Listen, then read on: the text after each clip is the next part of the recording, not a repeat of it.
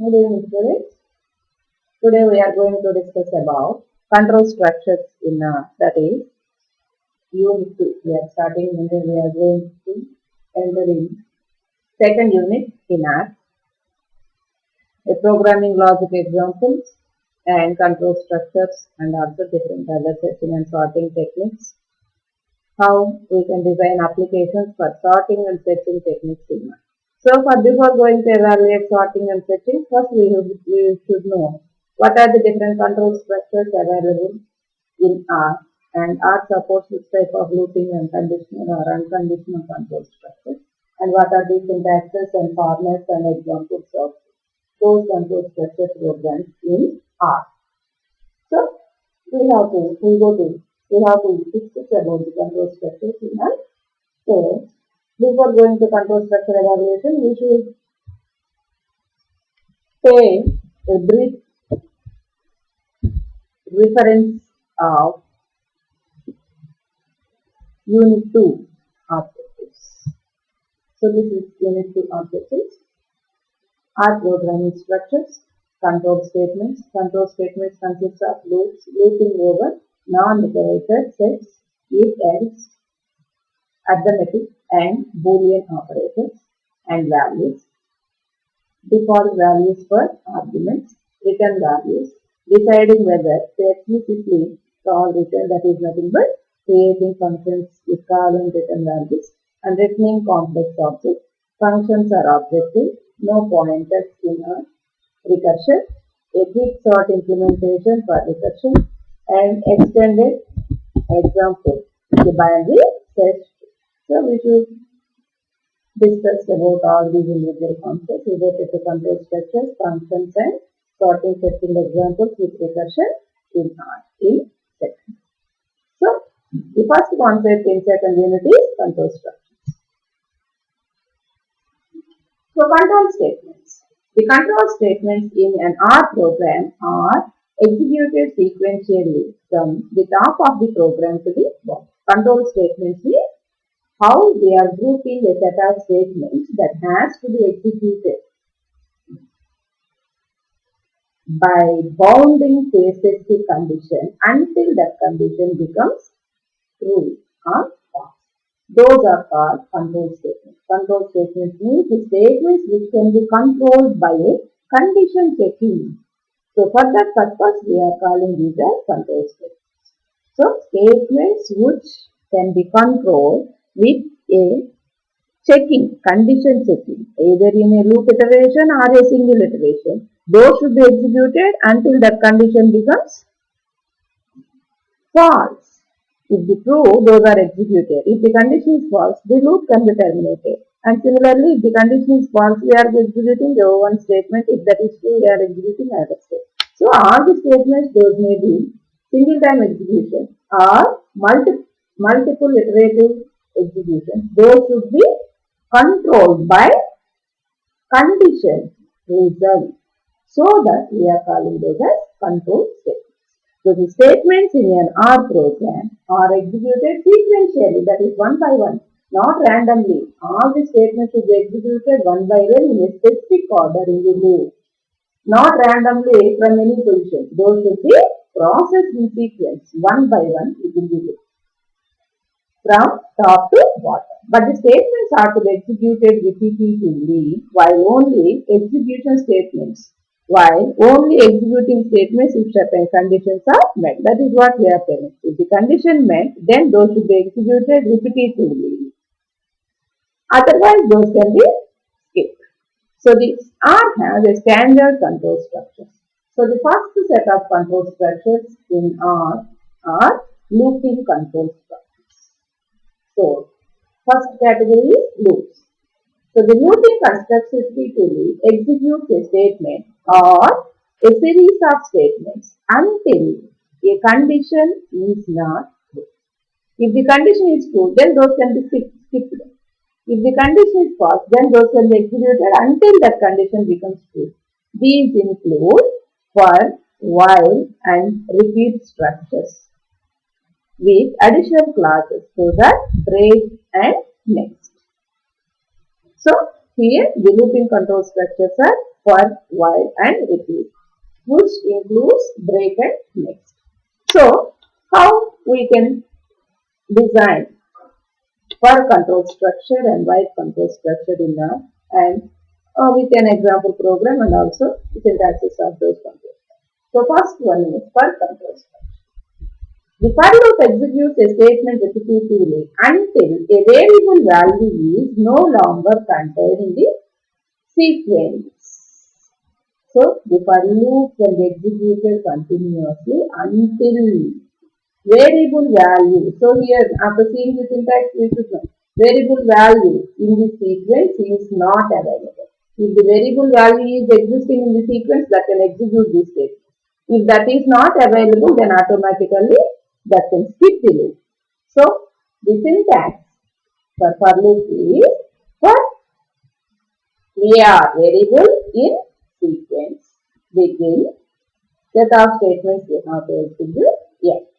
So coming to the evaluation of the for loop, when comparing with other application programming languages and here we are not specifying any conditional settings, initializations or any other. Simply here we are initializing a variable and that variable value whether that is existing in sequence or not. If that is existing in sequence, then we can execute. Otherwise, we can come out of the loop. So this is the syntax of for loop. So we can see the flowchart of for loop. So here, see the flowchart. For each item in sequence, from beginning, sequence starting to sequence end, if the last item in the sequence is reached, yes, then exit loop. If that is not reached, then body of for means statements which we have to execute. Execute the statement and again go to check whether the item is reached. If the item is not reached, then again go to execution repeatedly. So the body of for is executed repeatedly until that becomes yes, that is true. That is sequence is reached to end. If the sequence is not reached to end, this may be executed repeatedly. That is, the body of for is executed repeatedly. When the sequence reaches to end, then automatically we can exit from the loop. So this is the flowchart for loop. Checking by passing the sequence and checking the item in the sequence. If the last item in the sequence, last item we are passing is equivalent to sequence ending value, then you can exit. Otherwise, you can iterate the statements in the for loop until this condition becomes yes. Next, explanation. Here, sequence is a vector and variable takes on each of its value during the loop. During the loop, each iteration and statement is evaluated. So, during each loop iteration, variable takes a value from the sequence and sequence itself is a vector. And statement is evaluated whether that is true or false. So, for n in x, these are the set of statements we have to execute. This is the example for syntax. It means that there will be one iteration of the loop for each component, the vector for each component n, the vector x, with taking on the value of those components. So, in the first iteration, x of 1 is n, in second iteration, x of 2 is n, and in third iteration, x of 3 is n, etc. until x reaches to n. So, this is the for loop. So, here we can see example. And when we can see the example, when we see the example, we can easily find how for loop can be used in R. So, here I am creating a vector x with 3 values 5, 12 and 30 for n in x. So, first value is x of 1 is initialized to n, that is nothing but 5. So, print n square 25. N is not reached to, that is n is not reached to variable, n is not reached to end of the vector. So, second value that is x of 2 is 12. So, 144. Next, x of 3 is 169. So, 10 square, 5 square is 25, 12 square is 144, 13 square is 169. When n reaches to 4, x is not having any value, that is the end of the sequence. Then automatically loop comes out, that is the variable comes out of the loop. Condition becomes yes, there is a termination. So the output is 25, 144 and 169. And similarly we can see another program. So for program to find the multiplication. So take input from the user here instead of static values like that. Here we can accept the value from the command prompt or from the prompt. So as dot integer, converting any value that has been accepted in character into an integer, read line of prompt equal to enter a number. Use for loop to iterate 10 times. So take a variable I in 1 to 10. Print paste, this is concatenation function. Paste num comma into, this is nothing but x. X means here displaying values. X comma I equal to num into I. Num is nothing but here what is the number we are passing. Here this is displaying multiplication table. For example, if I am passing 4, 4 into 1 equal to 4. 4 into 2 equal to 8, etc. 4 into 10 equal to 1. So this is displaying a multiplication table using the for loop. Similarly,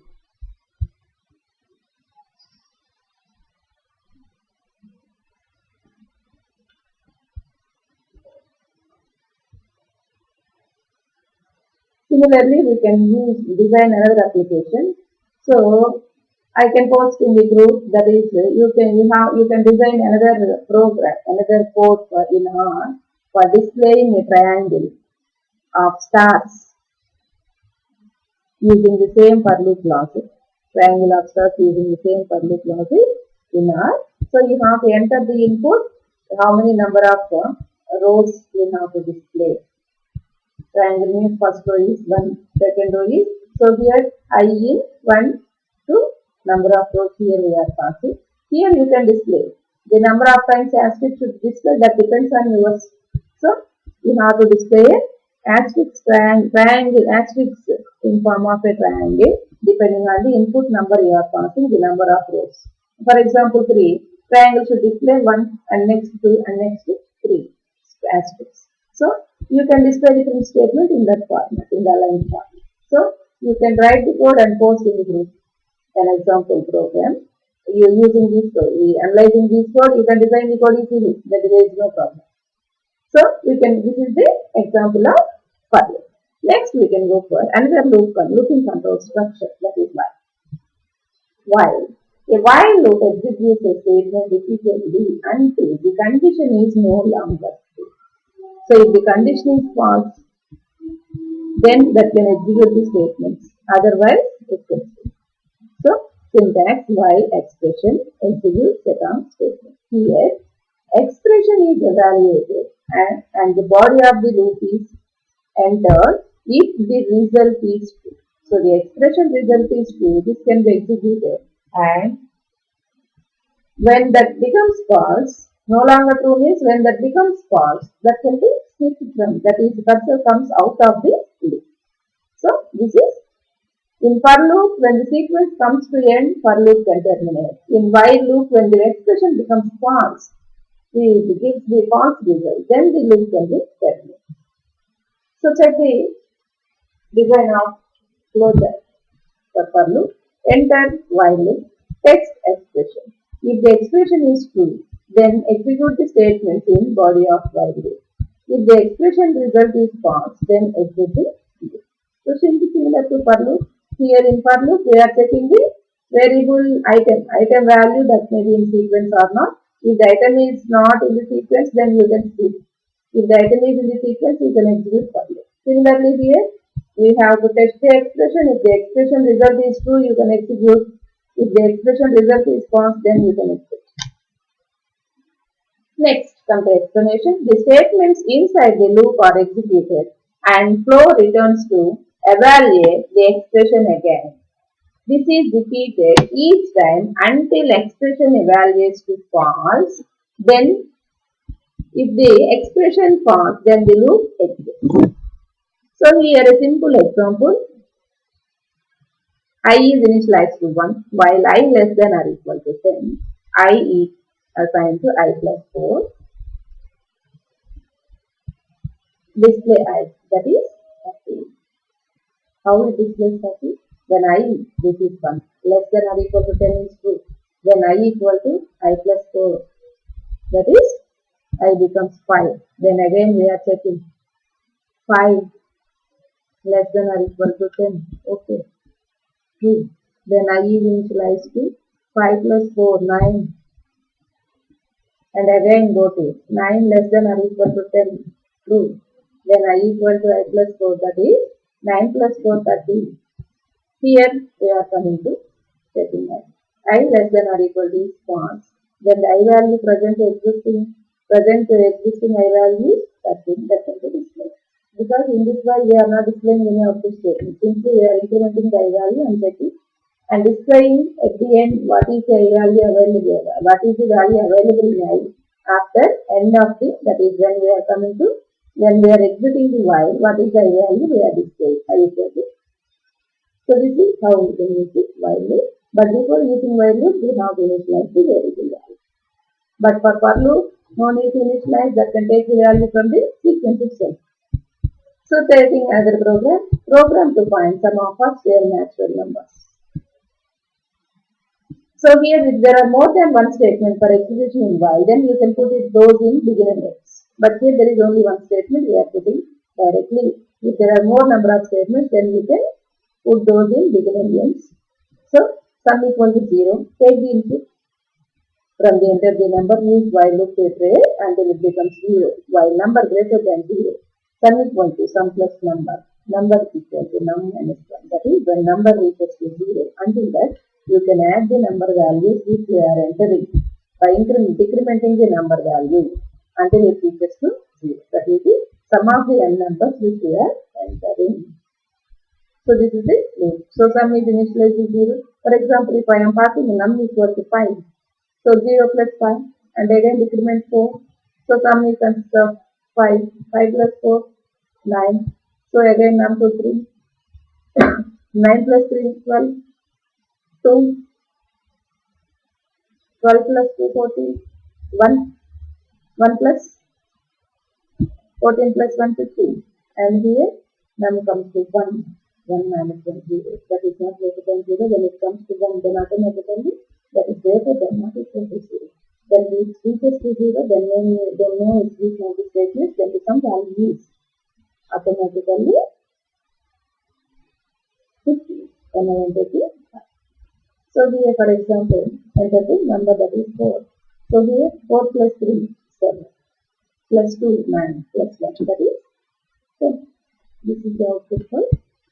So here I am giving another assignment, that is you can design a program in R using while loop for checking. That is for checking whether for writing reversing of the given number. Similar to the program here we are designing, you can enter the number which you want to reverse. For that one here you have to take the variables, some variable initially is 0 and take another two variables and begin and end for the while loop. So here instead of sum here we are passing r equal to reminder value you have to get r equal to number by 10 and sum equal to sum into 10 plus r and next n equal to n, r equal to r modulo 10, n equal to n by 10 and again iterate this until num greater than 0. Num greater than 0, that is one num greater than 0.